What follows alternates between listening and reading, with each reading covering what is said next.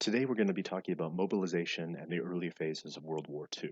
Now that the United States is formally involved in the war, obviously there's a lot to do to get prepared for fighting. We somewhat talked about this during World War I as far as what was necessary for mobilization.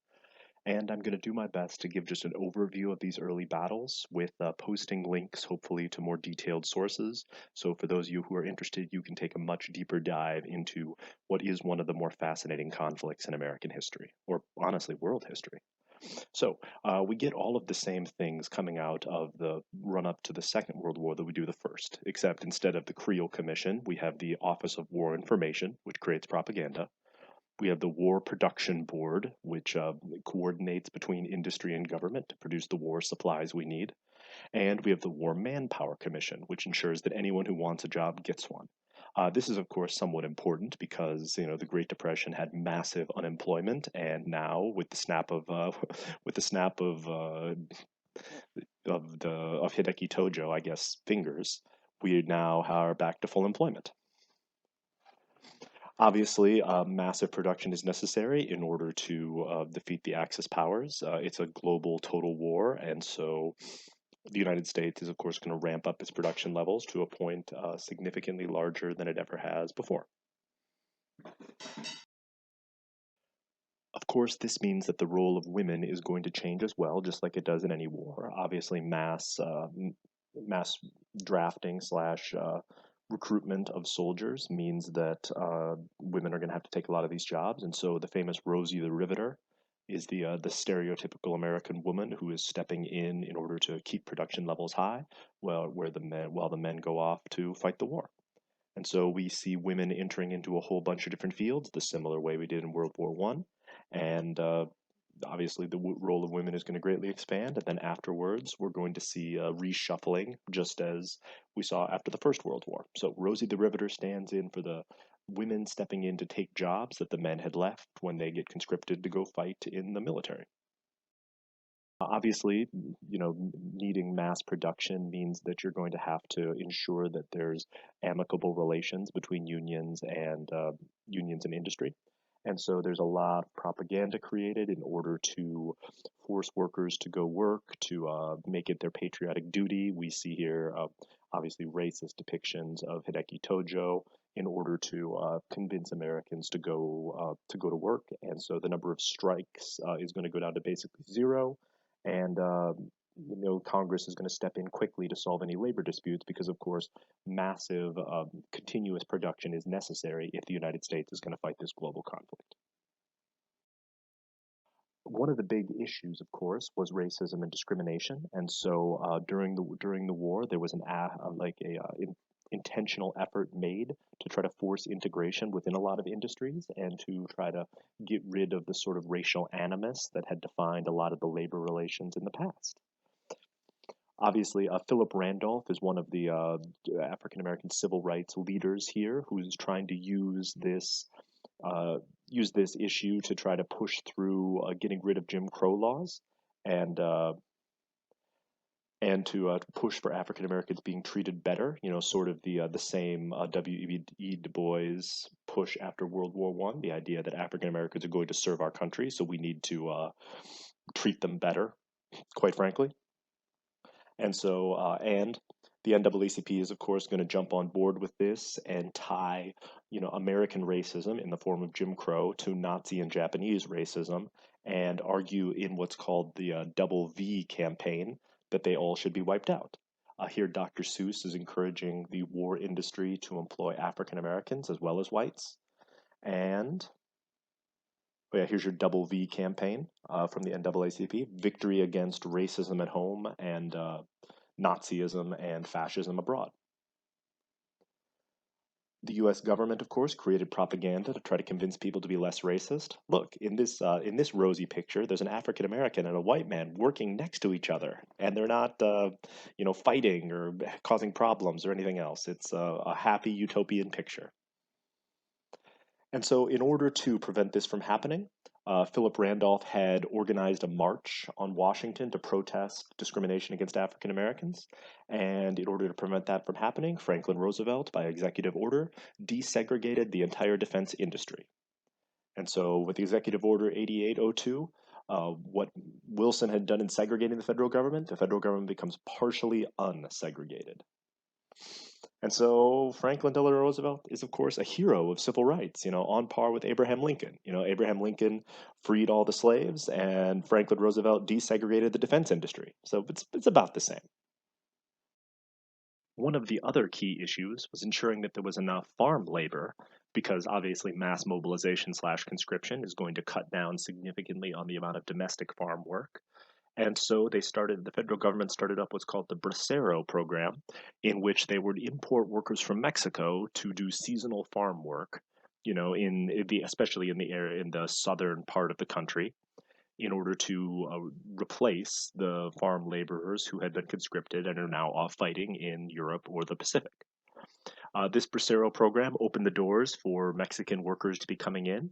The federal government, of course, helped facilitate transportation and seasonal work permits for a lot of these migrant laborers. And this had been happening for a long time, but this significantly expanded the number of migrant laborers who crossed the border into the United States in order to find jobs. And of course, there was a steady supply of these workers because in the United States, you could get significantly higher wages than were available in Mexico. And so this was an excellent opportunity for many Mexican laborers to make significantly more money by traveling into the United States. And so this is, of course, still something that occurs, but it's greatly expanded during World War II. Unlike the First World War, the Second World War really did create economic and material hardship in the United States. In the First World War, we weren't in it long enough to really have to deal with the rationing problem, but for the Second World War, we absolutely do. And so there was significant domestic shortages of a variety of different things that war materials and stuff like that. Oil, obviously, the biggest one. This was one of the first major wars that depended heavily on oil. And so massive oil shortages affected many parts of the country. But it wasn't just oil that was in short supply. The United States government started issuing ration points in order to ration needed supplies for war, including, food, bread, coffee, no, wheat, coffee, things like this, meat especially, with the idea that obviously we're going to be shipping a massive amount of this stuff overseas, and so there's going to be limited domestic supply. And if you ration, I mean, look how happy this situation is. Without rationing, one lady buys up all the meat, and this other lady is very, very disappointed. And with rationing, clearly everyone is super happy with their limited supply of meat, and there's still meat on the shelves for the next people. Ah, it's so exciting. We also, of course, were running short on scrap metal, and so New Deal organizations like the WPA organized scrap metal drives in order to, using wonderfully racist slogans and caricatures like this in order to encourage school children to salvage scrap metal so we could drop bombs on Japan, I guess. Ugh. And they encouraged people to, be more efficient with their resources. So probably my favorite World War II cartoon is this one, which reminds you that carpooling is your patriotic duty. And for all of you riding around in an empty car, you might as well just be giving the Fuhrer a ride because you're clearly hurting our boys who are over there struggling to put an end to Nazism. We also, of course, got the same victory garden phenomena that we saw in World War One. We Americans were encouraged to grow their own vegetables whenever possible, to can and preserve. And so we see propaganda with two very happy young women canning vegetables in order to, have us not face the kind of hardship that a lot of the countries faced during World War One. And of course, like any type of government sort of restrictions on things, there were healthy black markets created. And so here's propaganda trying to convince us to not illegally buy coffee and sugar and some of the other things that would have been in short supply, because black markets were available if people were willing to pay extra for them and, of course, circumvent the law. Much like during World War One, the global struggle against foreign enemies led to some domestic tensions against people of specific ethnicities within the United States. Whereas World War One gave us such amazing, amazing creations such as Liberty Cabbage and Liberty Sandwiches, with a series of anti-German sentiment, there was some significant, specifically anti-foreign sentiment, of course, and specifically racist sentiment against the Japanese and to a lesser extent the Italians. And we see a lot of course, racist caricatures of both Japanese and Italian people during this war. But foreign people in general were often targeted. The largest outpouring of this targeting slash violence was what's known as the Zoot riots. These were riots in California targeting specifically Mexican Americans, specifically Mexican American teenagers who were known for wearing these sort of stylish outfits known as Zoot suits. Uh, these outfits were seen as unpatriotic because I guess they're being worn by Mexicans. And also, of course, look at all that extra fabric. You could be making uniforms out of that fabric. It's utterly wasteful to have such high waisted, baggy pants in a time of national struggle. So, in order to teach these Mexican American youths different, uh, groups of off duty sailors and soldiers walk, like, basically rampaged through the street of Los Angeles, attacking Mexican American youths, and it led to significant violence. Eventually, of course, this whole thing was calmed, and mostly the Mexican American youths were blamed for it, but it's an example of racist tensions that we saw. The bigger, of course, outpouring is Japanese American internment. There was this sense that people of Japanese descent were disloyal, and of course, even Dr. Seuss got in on the racist targeting of Japanese people. And so, of course, the Japanese have the double problem of one, we're at war against them and they're foreigners, and secondarily, they're Asians, so clearly they can't be loyal to the United States. There was this fear that Japanese people would turn on Americans, despite the fact that there were no actual ever documented attempt or accounts of that occurring.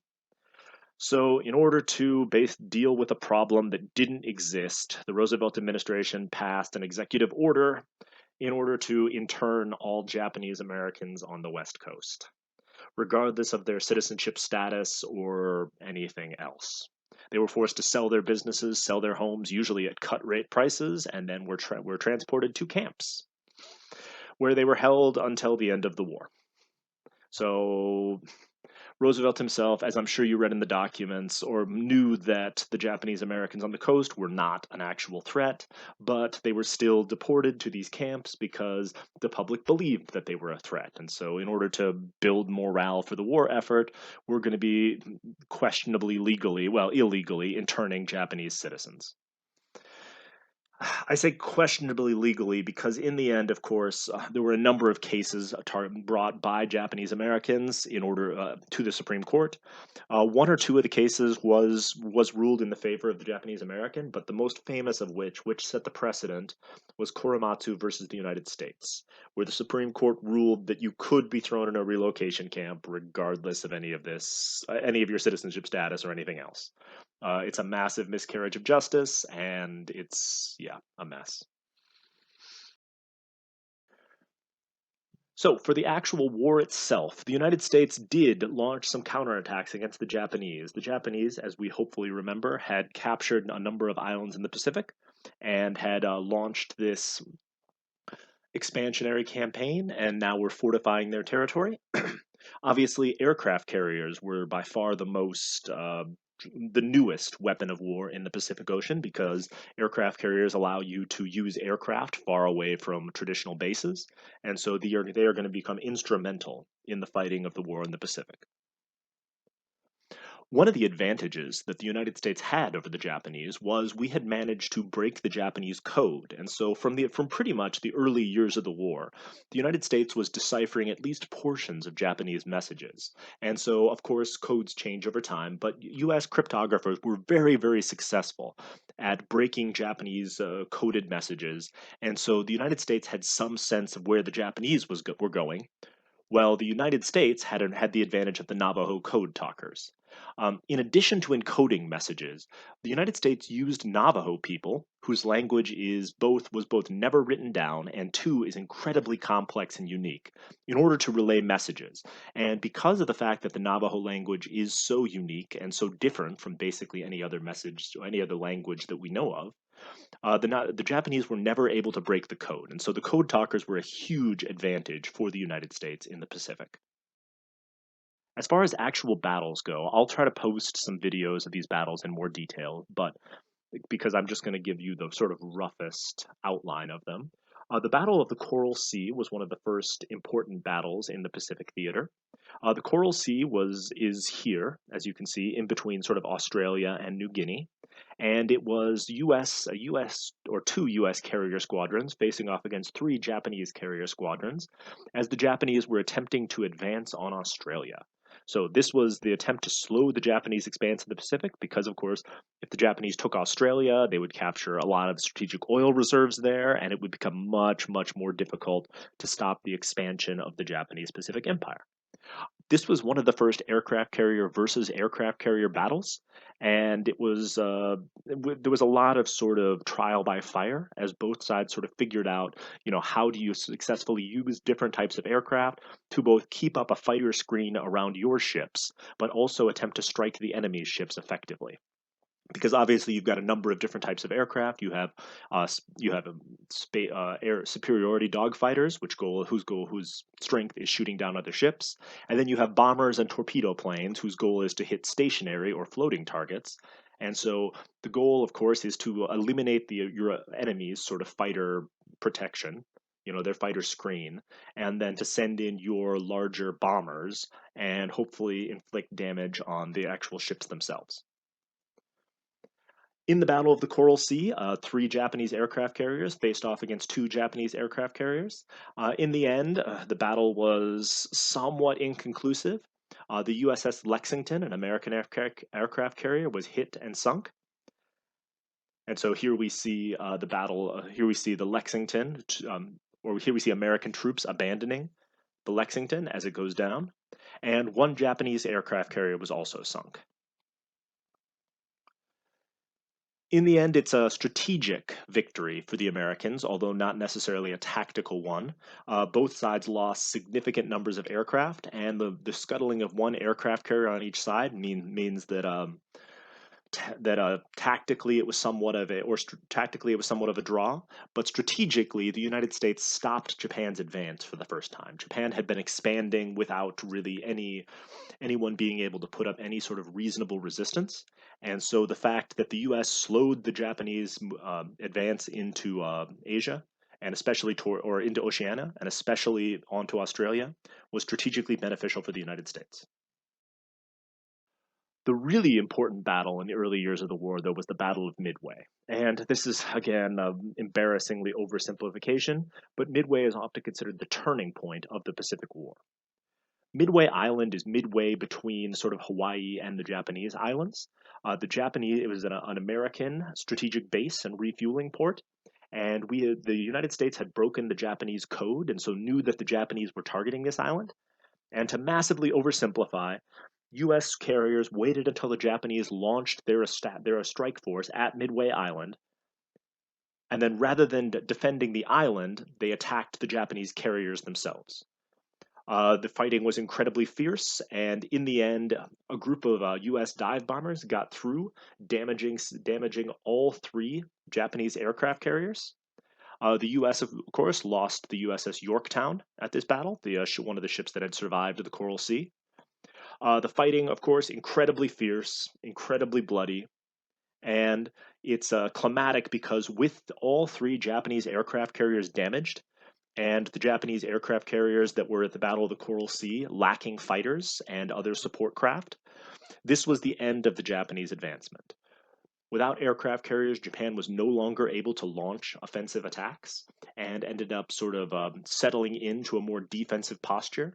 And so from this point, from Midway on, the United States is going to take the initiative in the Pacific War. I hope to post some sort of video clip about the Battle of Midway because it's a really important battle, and of course some of the documents dealt with the Battle of Midway. But that's what you need to know about it. It's considered the turning point because from here on out, Japan is on the defensive because they no longer have the carrier capacity to continue to launch their sort of lightning attacks on Pacific islands. All right, in Europe, at this point, Hitler has already faced his dark winter in Russia. Nazi troops were stopped at the siege of Leningrad failed. Urban fighting at Stalingrad sort of pushed the Nazis back, and Hitler and the Middle Division froze outside of Moscow. But the United States does get involved in the war, mostly in French Africa. So, whereas the Russians are fighting the vast bulk of the cream of the crop of the Nazi troops, we are fighting French collaborators in Africa in what's called Operation Torch. Our commander in the Atlantic is Dwight Eisenhower, and so he's going to launch a massive assault to try to liberate North Africa first. American and British troops launched this sort of joint assault, landing, of course, along the coast of North Africa. The British, of course, have already fought their climatic tank battles in the desert, with Monty Montgomery outfoxing Erwin Rommel in the battles of El Alamein and Tobruk, which again I'll see if I can post some videos, or you should look it up. All this stuff is super fascinating. It's just not, unfortunately, relevant to American. I mean, it's not going to be assessed in AP US history, so we do a poor job with it. The French collaborators, the Vichy French government in North Africa surrenders pretty much as soon as they are pressed by American troops, and so North Africa is liberated. From there, we launch an invasion of Italy, where the Italians are pretty quickly overwhelmed and we're mostly fighting German forces. This is Operation Avalanche. So we first take the island of Sicily and then launch an assault on the Italian mainland. At this point, the Italian government collapses, Mussolini is overthrown and killed, and where we're going to leave our troops off, we have now liberated Sicily, Sardinia, and Corsica. We've also liberated southern Italy, but northern Italy is still going to be occupied by Germany. And despite the Italians' attempts to surrender, they are going to fight out till the end of the war because the German occupying troops refuse to allow them to surrender. So, where we're going to leave our troops, Japanese stopped and the Americans are on the advance. In the Atlantic War, we've liberated North Africa and we've liberated most of southern Italy, but the Russians are pushing back pretty significantly in the east. And so if we're going to actually get involved in the fight against Nazi Germany, we're going to need to have a massive a massive invasion of the coast of France, which Hitler has set up to be a theoretically impenetrable Atlantic wall. And so the United States begins preparing for its long awaited offensive and the opening of a second front.